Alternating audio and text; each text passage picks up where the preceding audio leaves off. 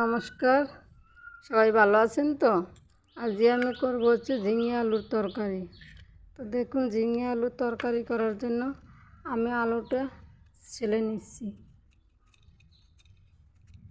আলুটা কেটে নেব, ঝিঙেটা কেটে নেব।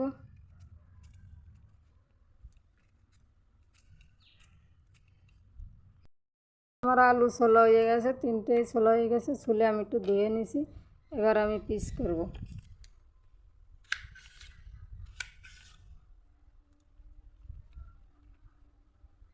এইভাবে আমি পাতলা পাতলা ছোট ছোট পিস করব। বেশি মোটা করব না, একদম হালকা হালকা করব।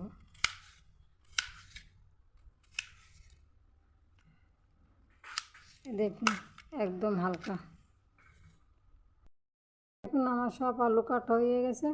এবার আমি ঝিঙ্গেটাকে কেটে নেব।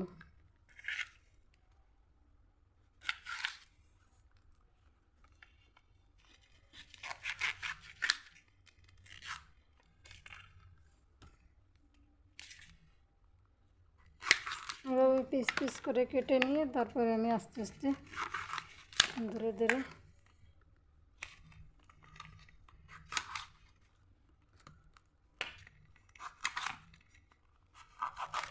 সাইজ করে নেব। এভাবে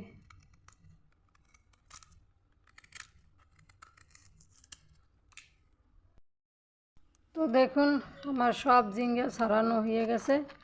এবার আমি এভাবে পিস পিস করে কেটে নেব ঝিঙ্গাটাকে।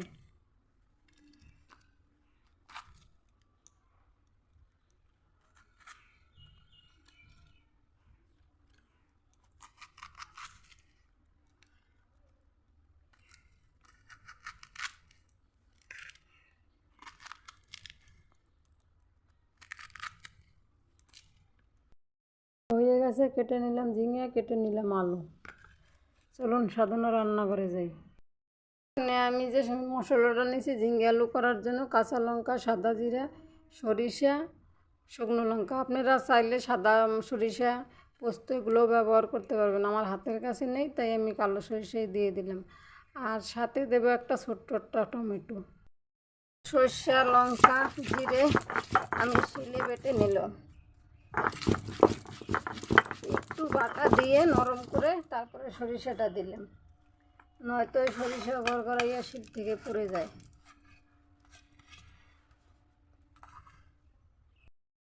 পড়ে যায় বলে পরে দেয়, যে কথায় বলে না যে সর্ষে দিয়ে পাড়া ছাড়াবো ভূত, এই ভূত এই পাইছে সরিষায়।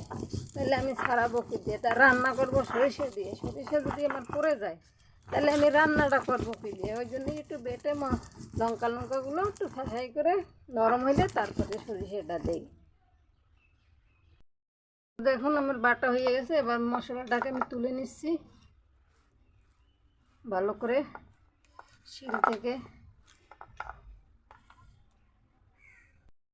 রান্নাটায় তেল দিয়ে দেবো কড়াইতে। রান্নাটার বেলায় সবসময় সরিষার তেল হলেই ভালো হয়। তেল দিয়ে দিলাম, তেলটা গরম।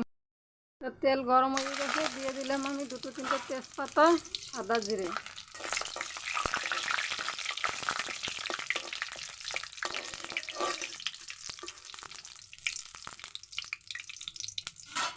জিরা তেজপাতা ভাজা হয়ে গেছে প্রায়। এখন আমি দিয়ে দেবো মশলা।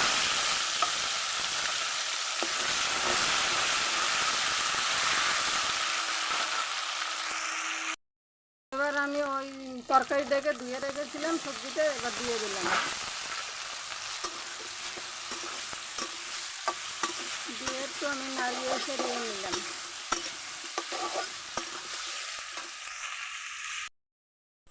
পরিমাণ মতন নুন, পরিমাণ মতন হলুদ দিয়ে দিলাম এর সাথে। এবার একটু ভালো করে মিশিয়ে নেব।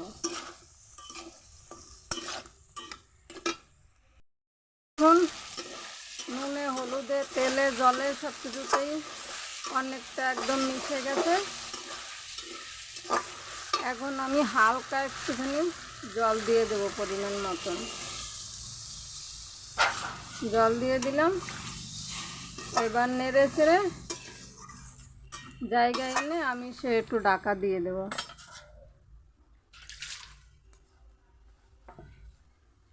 ঢাকা দিয়ে দিলাম। তো ঢাকনা খুলে দেখি কি হয়েছে।